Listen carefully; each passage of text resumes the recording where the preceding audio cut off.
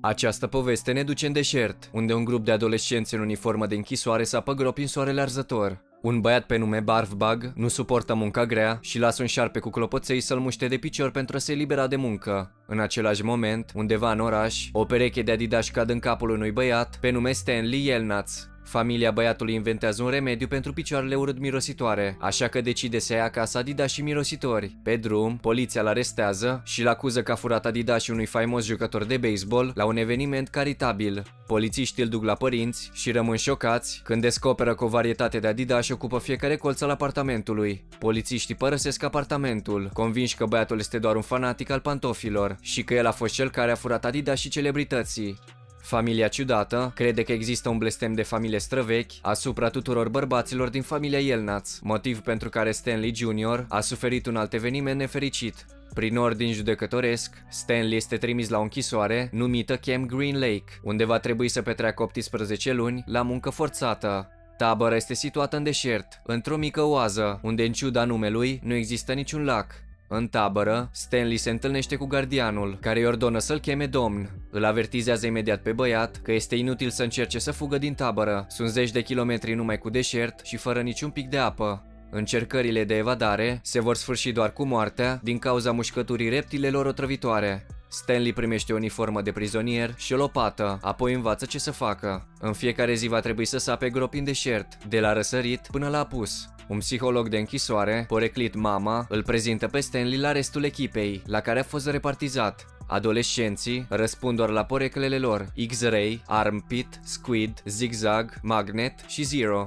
Zero este cel mai mic dintre băieți și porecla lui se datorează faptului că tace mereu, ceea ce înseamnă că în capul lui sunt doar zerouri. Stanley se alătură echipei în locul lui Barfbug, care fusese mușcat de un șarpe, așa că băieții îl tratează inițial cu dispreț. La prânz, Stanley vorbește despre ceea ce l-a determinat să intre în tabăra problematică adolescenților. A fost acuzat pe nedrept că a furat adidașii jucătorului de baseball Clyde Livingston, care i-a donat unui orfelinat. Ascultând povestea băiatului, Zero rupe tăcerea pentru prima dată și îl întreabă pe Stanley dacă adidașii aveau cruci roșii, iar băiatul îi confirmă surprinzător intuiția. Noaptea, Stanley își amintește poveștile tatălui său despre străbunicul lor, Stanley Yelnats primul. El este cel care a inițiat blestemul familiei lor. El făcuse anterior o avere la bursă, dar fusese jefuit de o femeie supranumită Kissing Kate Barlow. La un moment dat, femeia și alți aiduci au operat în vestul sălbatic și se știa că sărută victimele înainte de a le ucide, lăsând o urmă de ruj pe fețele lor. Stanley Yelnats primul a lucrat la o fermă de porci într-un sat leton și s-a îndrăgostit de o fată frumoasă, fiica patronului. Stanley a decis să ceară sfaturi de la ghicitoarea locală, Madame Zeroni, pentru a-i spune cum să cucerească inima fetei. Femeia l-a sfătuit să uite de fata proastă și să plece în America, unde soarta l-așteaptă pe băiat. Stanley, îndrăgostit, nu a ascultat-o pe ghicitoare și s-a dus la tatăl fetei să-i ceară mâna și inima, dar a fost refuzat. Apoi Stanley se întoarce la ghicitoare. Pentru a-l potoli pe tatăl fetei, ghicitoarea l-a sfătuit pe băiat să ia un porc și să-l ducă în fiecare zi la munte să bea din pârâu. Asta ca să se facă din ce în ce mai mare și să îl dea tatălui său în schimbul binecuvântării sale. Stanley a făcut ce i s-a spus și după ceva timp s-a întors la casa iubitei sale. Dar după cum spusese ghicitoarea, fata era foarte proastă. Nu putea alege între chipeșul Stanley și un bărbat urât care îi dăduse și el un porc. Dezamăgit de prostia fetei, Stanley decide să urmeze primul sfat al ghicitoarei și pleacă în America, unde îl așteaptă o nouă viață. Dar el uită complet promisiunea făcută femeii. Trebuia să o ducă pe doamna Zeroni pe același munte și să-i dea de băut din pârâu, ca și ea să prindă putere și tinerețe. Pentru că băiatul nu a făcut asta, ghicitoarea i-a blestemat pentru totdeauna întreaga descendență masculină. După ce a lucrat în tabără câteva zile, Stanley se obișnuiește cu regulile locale și cu munca grea. El observă că niciunul dintre băieți nu știe pentru ce sapă gropile. Stanley le scrie o scrisoare părinților săi, în care minte spunând că se simte bine în tabără pentru a nu-și îngrijora familia. Într-o altă zi de săpături, Stanley găsește o fosilă și o predă lui Mama, în speranța că îi se va acorda un permis pentru descoperirea lui. Dar psihologul îl asigură că directoarea nu este interesată de nicio fosilă. El îi mai spune că pe acest teren era un lac și că tot pământul din jurul lui i-a aparținut bunicului directoarei. Povestea ne duce înapoi cu 100 de ani, când bunicul directoarei conducea orașul. Un bărbat pe nume Sam vinde ceapă miraculoasă, despre care susține că vindecă toate bolile și sperie șopârlele otrăvitoare. Sam este îndrăgostit de profesoara locală, domnișoara Catherine, și îi dă o mulțime de ceapă. În schimb, ea îi dă un borcan cu piersici pe care le-a strâns ea însăși. Toți bărbații din oraș sunt îndrăgostiți în secret de frumoasa profesoară și privesc cuplul cu invidie. Stanley este abordat de X-Ray și îi spune că data viitoare când găsește ceva, trebuie să-i-l aducă. Băieții îl acceptă în cele din urmă pe Stanley în grup și îi dau porecla de caveman. Citind o scrisoare de întoarcere de la mama lui, Stanley râde de poveștile ei. Zero îl întreabă de ce râde și recunoaște că nu știe să citească. Zero îi cere lui Stanley să-l învețe, dar acesta îi răspunde că este epuizat în fiecare zi de săpături și nu are timp să o facă. La locul săpăturii, Stanley găsește ceva care arată ca un cartuș cu inițialele KB. Este colectat de X-Ray și livrat lui mama a doua zi dimineață pentru a avea ziua liberă. După ce află descoperirea, directorul taberei, care se dovedește a fi o femeie, ajunge acolo. Îi dă lui X-Ray o zi liberă și ordonă la restul grupului să continue săpăturile. Povestea se mută din nou în timp, unde Sam se oferă să repare acoperișul școlii în schimbul piersicilor ei. Catherine este de acord și cuplul începe încet să se lege. După un curs de seară, Catherine începe să fie curtată de directorul orașului, dar primește un refuz ferm. Între Sam și Catherine apare un sentiment romantic. În ciuda lucrărilor de reparație efectuate, cuplul nu se poate opri să se gândească unul la celălalt. Într-o noapte, Sam își găsește curajul să meargă la casa lui Catherine și să o sărute. Proprietarul orașului își dă seama de acest lucru și decide să se răzbune dărâmând școala. Disperată, Catherine se duce la șeriful local pentru ajutor, dar acesta din urmă nu face altceva decât să-și bată joc de fată, spunând că iubitul ei va fi în curând executat. Sam este ucis în barca lui, chiar în fața lui Catherine. După ceva timp, fata se duce din nou la șerif pentru a răzbuna moartea iubitului. Îl omoară pe bărbat și îl plătește cu un sărut pe obraz. Din acel moment și-a început călătoria ca haiducă, sub numele de Kissing Kate.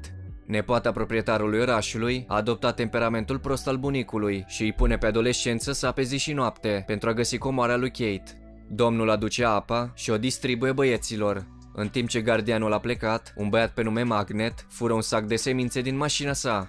Domnul observă imediat lipsa și se întoarce la locul săpăturii. În panică, toți încep să arunce punga cu semințe înainte și înapoi, care se revarsă la picioarele lui Stanley. În ciuda situației precare, Stanley nu dă vina pe nicio echipă și își asumă vina. Domnul îl duce pe băiat la directoare pentru a-l pedepsi. Dar în loc de pedeapsa așteptată, directoarea îl bate pentru că i-a distras atenția băiatului de la săpăturile sale. Stanley vede niște postere în biroul directoarei care arată cercetările lui Kissing Kate. Când Stanley se întoarce la săpătură, băieții îl consideră un erou și Zero îi face o groapă. În semn de recunoștință, Stanley se oferă să-l învețe pe Zero să citească și să scrie. Reamintindu-și descoperirea anterioară, Stanley simte că ceea ce a găsit în gaură nu a fost o carcasă de glonț, ci rujul cu inițialele lui Kate Barlow și împărtășește descoperirea lui Zero. În timpul conversației lor, Zero își dezvăluie numele adevărat, Hector Zeroni. Se dezvăluie că băiatul este ruda cu Madame Zeroni, care blestemase familia Stanley cu ani în urmă.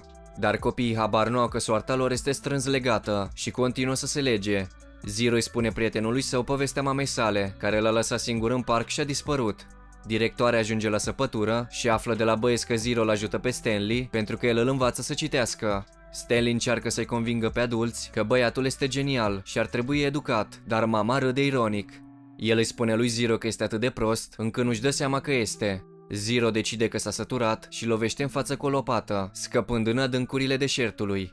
Șocat de evadarea prietenului său, Stanley își amintește de poveștile bunicului, despre cum el, Nats primul, a supraviețuit timp de 16 zile în deșert, după ce Kate Barlow i-a jefuit căruța. A găsit mântuirea într-un loc numit Degetul lui Dumnezeu, dar din cauza stresului nu a putut explica nimănui unde se află. A doua zi, Stanley decide să-l salveze pe Zero. Fură o mașină de la paznic și după ce o conduce puțin, cade într-o groapă. Continuând pe jos, el scapă în deșert în timp ce restul echipei îl încurajează. După ore întregi de rătăcire în deșert, Stanley îl găsește în sfârșit pe Zero. S-a ascuns sub o barcă veche care i-a aparținut lui Sam.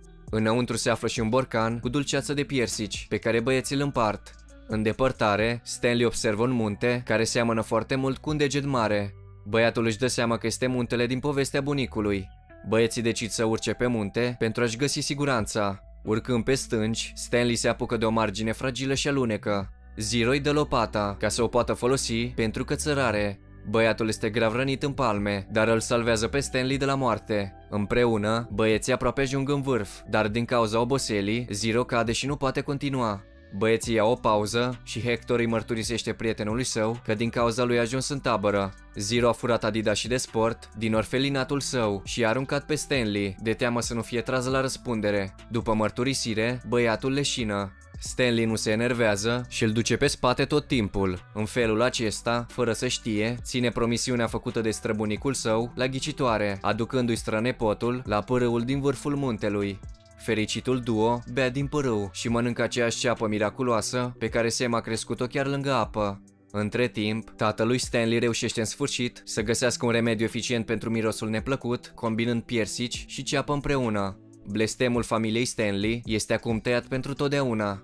Avocatul lui Stanley ajunge în tabără și îi spune directoarei că băiatul este nevinovat și trebuie dus acasă. Cu toate acestea, directoarea ascunde că Stanley a fugit deja din tabără de zile întregi și ar putea fi deja mort. Ne întoarcem în timp pentru ultima dată. Acolo, Kate Barlow găsește barca lui Sam și se așează, amintindu-și de fostul ei iubit. Fata este abordată de proprietarul orașului, care încearcă să descopere unde a ascuns toată comoara furată. Se lasă mușcată de o șopârlă cu pete galbene și duce secretul în mormânt. Dimineața, Stanley și Zero sunt primii care ajung la locul săpării și au dezgropat cufărul în care Stanley a găsit rujul. Directoarea îi găsește și plănuiește să fure comoara găsită de băieți. Dar planurile ei sunt anulate de șopârle otrăvitoare care au înconjurat băieții și cufărul. Mai târziu, un avocat ajunge acolo împreună cu poliția. Directoarea îi acuză pe băieți că au furat comoara și că au încercat să scape, dar Zero observă numele lui Stanley pe cufăr. Stanley este eliberat din tabără și poate să ia comoara, în timp ce directoarea și a poliției sunt arestați. În deșert, plouă pentru prima dată după 100 de ani. Stanley și-a rămas bun de la gașca sa veselă și se întoarce în oraș cu Zero. Stanley împarte comoara străbunicului său între familia sa și Zero. Zero reușește în cele din urmă să-și găsească mama, care l-a căutat în tot acest timp. Băieții devin vecini și invită pe toți prietenii din tabără să-i viziteze. Abonați-vă pentru mai multe videoclipuri ca acesta, activați notificările și lăsați un like pentru a ajuta canalul să crească. Mulțumesc pentru vizionare, arrivederci!